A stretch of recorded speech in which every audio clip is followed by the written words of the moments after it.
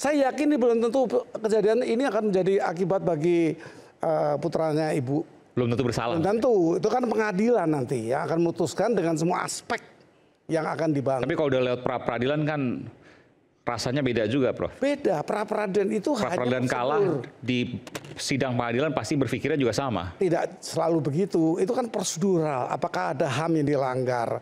Apakah asas praduga tak bersalah yang dilanggar? Itu saja. Sampai pada sesi terakhir rakyat bersuara, saya akan berikan kesempatan pertama pada Prof. Gayus Lumbun. Silakan, Prof.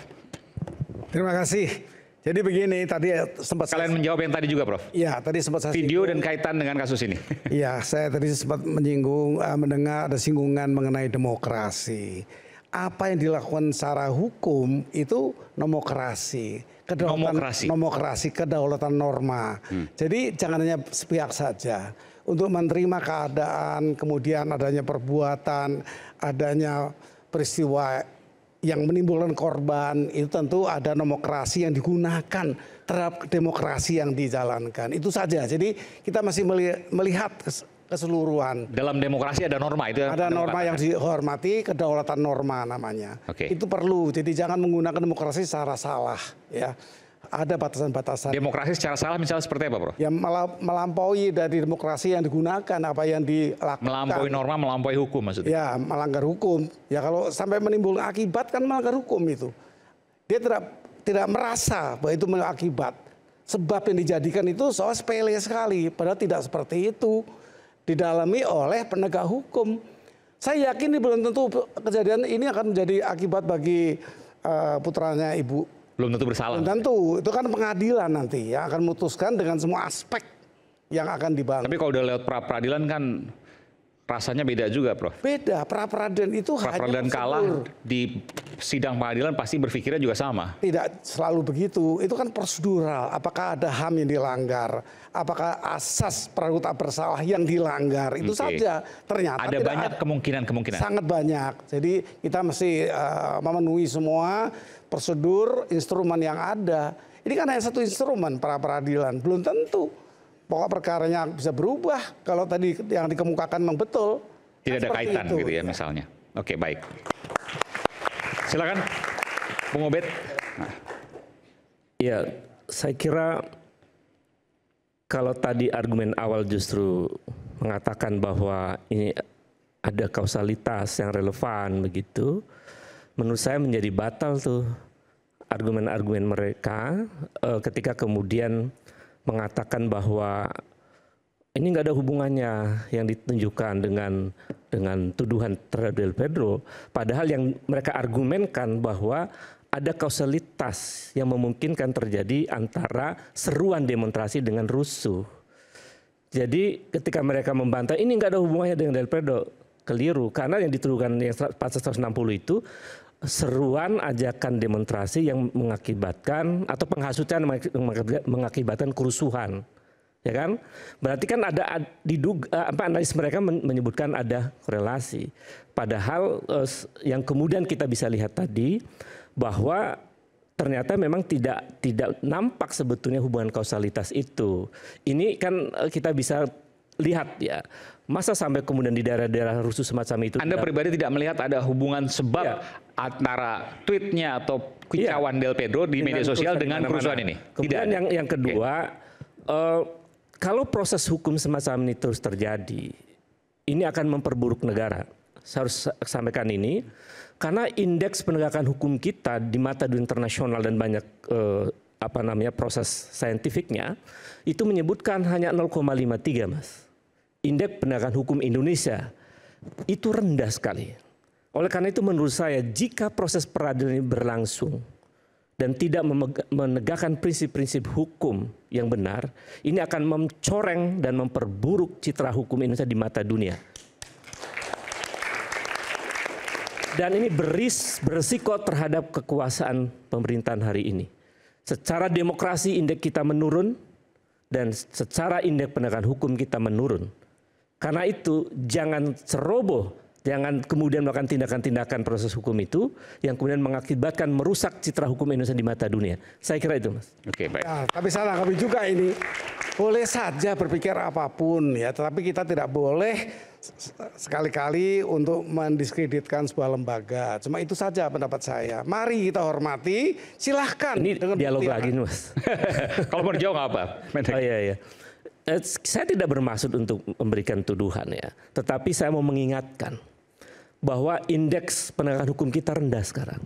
Kalau itu yang kita perbaiki. Iya. Itu yang akan kita perbaiki, tapi bukan dengan cara merusak. Artinya dengan cara, wah udah jelek ini, pasti ini akan jelek juga. Itu prejudice tadi. Karena ada indikasi-indikasi, misalnya menangkap sampai hampir berapa? 1.000 ya. Orang seperti menjaring ikan dengan jala begitu. Asal ambil aja. Ya kan itu seperti ya. Itu kita mencampuri. Oleh karena itu menurut saya cara-cara seperti ini harus diakhiri. Ini sudah era jauh dari era 98 begitu. Pola-pola ini harus diakhiri karena ini akan mencoreng demokrasi dan hukum kita. Saya kira itu, Pak. Oke, baik. Betul. Reformasi mundur. Oke, baik. Silakan Bung Pitra. Bang Eman, saya ingin sampaikan teori keadilan dari John Rawls mengatakan bahwasanya keadilan sebagai kewajaran, justice as fairness. Jadi kalau hari ini para tersangka itu diminta keadilan oleh masyarakat itu adalah hal yang biasa dan memang itu prosedural dalam proses hukum kita karena kita adalah negara hukum, Rechtsstaat, bukan negara kekuasaan, Machtstaat. Jadi muncul istilah di dalam adagium mengatakan salus populi supreme lex exto, bahwa keselamatan rakyat adalah hukum yang tertinggi. Tadi Prof Gayus sudah menyampaikan bahwasannya ada 30 orang meninggal dunia di sini. Siapa yang harus kita minta pertanggungjawaban terhadap hal tersebut? Terus siapa juga yang kita minta pertanggungjawaban terhadap kerugian negara 900 miliar? Kerusakan-kerusakan fasilitas umum. Itulah yang saya bilang tadi, kita harus melihat secara keseluruhan masyarakat Indonesia, bukan beberapa orang. Karena kalau kita berbicara rakyat, saya juga rakyat Bang Aiman. Gitu loh. Prof Gayus juga rakyat. Ada rakyat yang taat hukum, ada yang rakyat tidak taat hukum, dan ada rakyat yang kurang ngerti hukum. Nah, justru dengan melalui tahapan-tahapan yang dilakukan oleh penyidik dengan berbagai serangkaian pendalaman, disimpulkan ada ratusan tersangka dalam kasus ini. Tinggal ada ditarik rentetan-rentetan lainnya, trigger. Ini kok bisa ada pelajar dan lain-lainnya muncul di sini, dari mana dapat? Itulah bermunculan. Jadi pertanggungjawaban pidana itu sesuai dengan perbuatannya yang dimintai pertanggungjawaban. Kalau memang dia tidak melakukan perusakan, ya tidak mungkin dia dituduhkan pasal perusakan gitu loh. Kalau memang ada indikasi dugaan seperti penghasutan, ya, penyebaran berita bohong ataupun merekrut pelajar, itu tuduhan yang disangkakan. Nah, dalam tahap pra penuntutan ini kita juga nggak bisa menyimpulkan para tersangka ini terbukti melakukan perbuatan pidana. Itu memang domainnya daripada pengadilan, sehingga muncul istilah bahwasanya apa yang diputus hakim itu harus dianggap benar, res judicata pro veritate habetur. Nah, justru Polri hari ini bertanggung jawab terhadap tugas-tugasnya kepada rakyat. Kalau Polri tidak menegakkan hukum, dipertanyakan ini Polri. Ini katanya menegakkan hukum, menjaga keamanan, ketertiban masyarakat. Tapi impact daripada kerusuhan tersebut ya menimbulkan kerusakan di mana-mana. Kenapa tidak ada penegakan hukum kalau ini tidak diterapkan oleh kepolisian? Maka dari itu saya kira kita juga berterima kasih juga kepada Polri dalam hal ini telah berhasil menjaga ketertiban sehingga tidak terjadinya penggulingan pemerintahan yang sah pada tanggal 28 Agustus dengan pendudukan DPR RI. Karena saya khawatir kalau memang Polri tidak sikap dalam melakukan tindakan preemptif maupun preventif, ini akan terjadi ke arah makar. Jatuhnya pemerintahan yang sah. Maka dari itu ya saya juga sangat setuju ya, kalau memang polisi ini masih ada yang kurang ya, Prabowo sudah tegas dia akan melakukan pengawasan melalui reformasi Polri tadi. Nah, karena tidak bisa juga kita bilang Polri sempurna, tidak, karena dia berbenturan terus dengan masyarakat setiap hari-harinya. Justru itu tadi, apapun yang disangkakan terhadap Del Petro CS, kami menganggapnya ini masih praduga dan dugaan, karena kita tidak bisa menyimpulkan itu. Tinggal nanti tim penasihat hukumnya buktikan kepada majelis hakim bahwasanya dia tidak melakukan perbuatan sebagaimana dituduhkan dalam pasal penghasutan, ya, pasal penyebaran berita bohong, dan pasal merekrut pelajar tadi. Makanya saya bilang tadi, ciri-ciri daripada klasifikasi dalam tindak pidana pasal 55 itu adanya plagiar, down plagiar, made plagiar, dan with locker. Di antara itu nanti tolong dipatahkan oleh penasihat di pengadilan. Terima kasih, Bang Aiman. Silakan, Bang. Ya, dalam hukum pidana itu proporsionalitas dan logis itu yang kemudian menjadi value utama dari hukum pidana. Hukum acara pidana sebagai kerangka untuk kemudian hukum pidana ini ditegakkan sesuai dengan dua prinsip utama itu. Dalam praktek peradilan kita di Indonesia ini sudah banyak pembaharuan yang kemudian diberikan oleh Mahkamah Konstitusi. Salah satunya hak untuk kemudian seseorang ketika diperiksa tetapkan sebagai tersangka harus minimum 2 alat bukti. Itu artinya dilakukan harus dalam kerangka pro justisia. Yang kedua, dia harus diperiksa sebagai calon tersangka kecuali perkara yang bisa dilakukan in absentia. Arti in absentia berarti tindak pidana khusus. Dua prinsip ini sudah dilangkahi. Kemudian dalam putusan Mahkamah Konstitusi yang lain ada kewajiban konstitusional penegak hukum, apa itu penyidik dari Polri, apa itu penyidik dari Kejaksaan, apa itu penyidik dari KPK maupun penyidik PPNS yang lain untuk kemudian memberikan surat perintah dimulainya penyidikan kepada bukan hanya kepada sesama penegak hukum tapi kepada termasuk tersangka atau keluarganya. Ini pun tidak diindahkan. Nah, saya ini sebenarnya marah bukan karena saya kuasa hukumnya dari Del Pedro dan kawan-kawan. Saya ini marah sebagai seorang yang belajar hukum. Ternyata realita yang kemudian terjadi tidak sesuai dengan prinsip-prinsip negara hukum yang saya pelajari di kampus dulu. Saya malu kepada mahasiswa yang hadir di sini ketika melihat mendiskusikan kasus ini. Bagaimana seorang anak Del Pedro Marhen dan teman-teman yang lain, aktivis yang lain, memperjuangkan hak-hak konstitusionalnya, menyuarakan pendapatnya, tapi kemudian dia justru dikriminalisasi oleh penegak hukum. Ini yang kemudian kita sesalkan. Kita mungkin bisa berdalih dan kemudian menyampaikan bahwa ya nanti pembuktian di pengadilan. Ya memang pasti itu kami akan lakukan dan kami akan berikan pendampingan yang terbaik yang ada kemudian yang bisa kita berikan. Tapi untuk mempercakapkan ketidakadilan, saya pikir kita tidak tunggu harus berbicara di pengadilan. Ketidakadilan itu terjadi di mana-mana.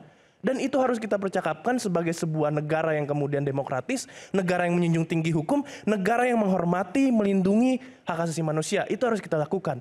Nah, kasus ini yang saya khawatirkan, Mas Aiman, dan seluruh rekan-rekan ini, bukan hanya kepada Del Pedro Marhen dan teman-teman aktivis yang lain, kepada Sahdan Hussein, kepada Harik Anhar, kepada teman-teman aktivis yang lain kemudian dikriminalisasi. Tapi saya khawatir proses ini bisa kemudian menjadi mendelegitimasi kerja-kerja masyarakat sipil. Karena masyarakat sipil itu bisa dicap dia sebagai penghasut, bisa dicap dia sebagai kemudian provokator, padahal dia melakukan advokasi hak asasi manusia. Yang kedua, saya khawatir proses hukum ini bisa menimbulkan chilling effect, efek takut kepada orang-orang yang kemudian ingin berdemonstrasi, ingin menyuarakan pendapatnya, ingin kemudian memprotes kebijakan pemerintah, kebijakan parlemen yang kemudian tidak sejalan dengan kehendak dan kepentingan rakyat. Yang ketiga, ini bisa menjadi ruang abuse of powers kalau kita biarkan. Nah, saya khawatir jangan-jangan hari ini Del Pedro Marhen, jangan-jangan ke depan bisa Aiman Wicaksono, ke depan bisa Profesor Gayus Lumbun, ke depan bisa Pitra Romadhoni, ke depan bisa Mas Sugeng, ke depan bisa Bang Ubedil, ke depan bisa saya Maruf Bajamal, dan ke depan bisa Asminawati. Oleh karena itu kita harus menyuarakan ini, kita harus terus menyuarakan ketidakadilan ini tanpa perlu menunggu di pengadilan. Dan saya mengapresiasi acara ini, terima kasih. Baik, terima kasih. Bang Sugeng, silakan. Bisa sewaktu-waktu ini Bang Sugeng. Iya. Kita pernah juga sebenarnya sih. Saya mendesak ya Presiden sungguh-sungguh mau mengungkap kasus ini. Karena Del Pedro dan juga yang merusak, memang dia sedang melempar ketahuan segala macam. Mungkin saja dia diminta pertanggungjawaban hukumnya. Karena secara pidana siapa yang melakukan dia diminta pertanggungjawaban. Tapi peristiwa rusuh itu peristiwa yang sebetulnya ada yang mendesain. Ini yang belum dituntaskan oleh negara, ya. Jadi menurut saya harus dituntaskan. Harus ada penjelasan mengapa bisa rusuh demikian meluas di Indonesia. Demikian aja dari saya. Oke, baik. Silakan. Ya, saya pikir masyarakat Indonesia sudah cerdas, bisa membedakan bahwa tadi kita dipertontonkan di sini tentang kebenaran formil. Ada putusan pengadilan berarti pasti bersalah. Jangan lupa Soekarno juga dihukum. Apakah Soekarno bersalah? Pasti tidak, karena dia sedang memperjuangkan kemerdekaan. Yang lain kalau kita bicara kebenaran formil, karena sudah ada hukum maka itu pasti benar. Jangan lupa hukum bisa diatur. Soeharto dulu memberikan uang, memberikan proyek kepada anaknya melalui perpres, melalui kepres bahkan. Hukum itu bisa diatur sehingga yang legal, ilegal bisa menjadi legal karena kekuasaan. Dan saya pikir kubu Pak Prabowo sebelum menjadi presiden itu kan sibuk ribut mengatakan mereka dikriminalisasi. Dan benar sebagian kasus itu benar yang mereka katakan mereka dikriminalisasi. Jadi jangan dilakukan lagi ketika mereka sudah berkuasa. Yang kedua terakhir saya menyetujui tadi Mas Sugeng ngomong soal kerusuhan. Indonesia ini dihantui oleh kerusuhan dari fase ke fase dan tidak pernah bisa kita retas. Tidak pernah, kita cuma bisa lihat polanya seragam gitu ya, ada yang mendahului, terlatih dan massa ikut. Tapi kemudian kita tidak pernah bisa mengungkap itu. Dan selalu ada kambing hitam, tadi sudah disebutkan PRD dan kawan-kawan itu jadi kambing hitam 27 Juli, kuda tuli. Adnan Buyung Nasution ditahan 22 bulan ketika pasca kerusuhan Malari. Awalnya juga aksi berujung pada kerusuhan. Tapi pelaku sebenarnya itu tidak pernah bisa ditangkap atau tidak mau ditangkap. Semoga pemerintahan ini tidak mengulang. Kenapa? Karena kalau pola-pola seperti ini diteruskan, maka tadi kita bukan hanya kehilangan kita bukan hanya kehilangan orang yang kritis. Tapi jangan lupa kekritisan itu sebetulnya adalah modal demokrasi dan modal membangun peradaban. Kalau tidak ada orang yang terus bertanya, mempertanyakan yang sudah mapan, tidak ada kemajuan teknologi seperti sekarang. Jadi kalau kita mau maju seperti negara-negara di dunia, kekritisan adalah syarat utama. Pak Ponto silakan. Apa yang kita lihat yang lalu memang bagaimana tadi Pak Sugeng bilang, fakta ada yang terjadi. Tetapi kalau kita mau mengejar, selama ini kan kita mengejar dalang katanya. Yang namanya dalang, undang-undang kita tidak ada menghukum dalang. Yang dihukum adalah yang berbuat. Jadi kalau kita mau mengejar dalang, ya rubah dulu aturan kita. Yang dihukum adalah dalang. Selama aturan kita yang dihukum adalah perbuatan, ya selama ini ya jangan berbuat kalau tidak mau terhukum. Karena itulah aturan kita yang ada sekarang. Demikian, terima kasih. Oke, baik. Terakhir, Ibu Magda, ibunda dari Del Pedro Marahin. Ada yang ingin disampaikan Bu untuk terakhir kalinya di acara ini, silakan. Rasanya udah cukup ya untuk dilanjutkan lagi. Karena saya lihat ya tetap aja pembicaraan bahwa yang saya inginkan adanya keadilan buat anak saya. Karena saya mengharapkan pengadilan itu adalah tempatnya adanya keadilan. Mudah-mudahan nanti betul-betul itu terwujud dalam kasus anak saya ini mendapatkan keadilan yang seadil-adilnya. Kan jangan pengadilan menjadikan lebih dekat lagi Bu. Iya, jangan pengadilan menjadikan tempat tidak adanya keadilan. Itu yang saya inginkan. Gitu. Ibu harap betul bahwa pengadilan nanti ya mengadilkan para aktivis termasuk putra Ibu Del Pedro. Nah, kalau jadi tadi ajang untuk pengujian dan menghasilkan sebuah keadilan. Betul. Tadi kalau Pak Petra kan lebih kepada ke Polri-nya daripada ke masyarakatnya. Baik. Iya. Anda mau tambahkan sedikit, Pak Pitra? Pak Pitra lebih kepada polisinya dibanding masyarakatnya katanya. Mungkin Anda mau jawab? Ya. Jadi begini, Bu, bukan masalah polisi dan masyarakatnya. Saya kira saya hadir di sini sebagai penegak hukum dan praktisi hukum, tata waksa penegak hukum. Jadi kalau dibilang polisi salah, itu memang tugas mereka untuk menegakkan hukum. Jadi saya berbicara sesuai dengan ketentuan hukum sebagaimana diatur dalam Undang-Undang Nomor 2 tahun 2002 tadi tentang kepolisian. Jadi kalau dibilang membela polisi, yes, kalau benar sesuai dengan tugas kita bela. Kalau salah ya kita katakan salah. Oke. Sampai sekarang kan sudah dilakukan pra-peradilan, tidak ada kesalahan prosedural yang dilakukan oleh kepolisian. Kalau memang polisi salah hari ini melakukan, mohon maaf, penyelidikan dan penyidikan kepada anak ibu, tentu ya melalui putusan pra-peradilan dikabulkan permohonan pra-peradilan daripada anak ibu. Jadi itulah fungsi pengawasan yang dilakukan oleh negara melalui pengadilan kepada penyidik. Gitu. Jadi bukan berarti kita bilang oh ini polisi salah, tapi kita nggak tahu salahnya di mana ya gitu loh. Itu tadi. Makanya Bang Aiman saya bilang bahwasanya polisi itu selalu mengedepankan prinsip salus populi suprema lex exto tadi, keselamatan rakyat adalah hukum yang tertinggi. Terima kasih. Baik, terima kasih. Ini jika ada sebuah, oke sedikit lagi. Jadi polisi itu betul dia penegak hukum. Karena itu dia mesti taat pada prinsip-prinsip negara hukum. Prosedur yang benar, negara hukum seperti apa dan seterusnya. Jadi menurut saya jangan itu menjadi satu argumen. Yang tidak taatnya yang mana? Misalnya bahwa di dalam kasus ini yang tidak di taatnya antara proses penegakan hukum itu dengan ciri misalnya menjunjung tinggi hak asasi manusia. Yang mana yang tidak dijunjung? Proses tadi memanggil anak-anak yang tidak didampingi tidak ada SPDP, itu, Bang, tidak ada SPDP. Itu adalah bukti. Maksud saya mau mengatakan bahwa nanti di sesi berikutnya perjuangan menghadirkan kebenaran. Jika ada perjuangan menghadirkan kebenaran, maka hukum seharusnya selalu berdiri untuk keadilan. Saya Aiman Wicaksono, sampai jumpa di Rakyat Bersuara berikutnya. Salam.